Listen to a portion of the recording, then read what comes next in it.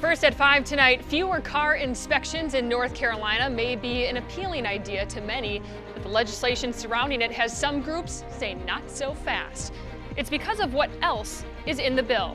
Good afternoon and thanks for joining us here at 5. I'm Morgan Francis. A new bill could allow vehicle safety inspections every other year, but it would also all but eliminate emissions testing, which some say needs to stay in.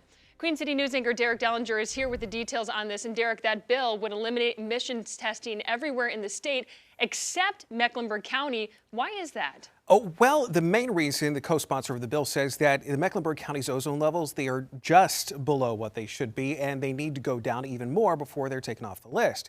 But environmental groups say if you're going to do that, you need to include other counties in our area too. For many in North Carolina, the yearly check of the vehicle is a thorn in people's sides. It's a fact of life, but over the years, the state has sought to somewhat ease that pain. Emissions testing, for example, is only now done in about 20 counties and in the spots that need it the most. New legislation would only bring that down to one county, Mecklenburg. They are meeting the qualifications, but they are within a 3% of attainability. State Senator Steve Jarvis is one of the co-sponsors of the bill. He says Mecklenburg would eventually be part of this legislation that would end some testing in the state or at least delay it.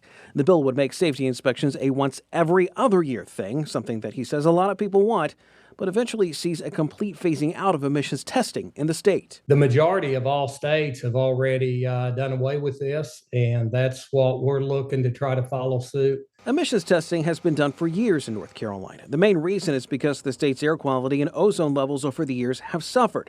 But since 2017, Jarvis says it's gone down quite considerably. However, Sustain Charlotte, who focuses on, among other things, sustainable growth and environmental health, says they have reservations about it. Our air quality is really at a critical point where we need to be not only investing in transportation choices, but also making sure that the vehicles that are on the road are operating properly. Meg Fensel, who is with the organization, says now is not the time. The numbers are still too high, and saying air pollution does not observe county lines. We would basically have a big unknown in terms of how much of that is coming from our vehicles. Jarvis noted those criticisms, but says the move towards electric and more fuel-efficient cars are driving his legislation, along with a potential cost cut for anyone needing to pay for an emissions fix and addressing an inspector shortage. The workforce is not there like it used to be.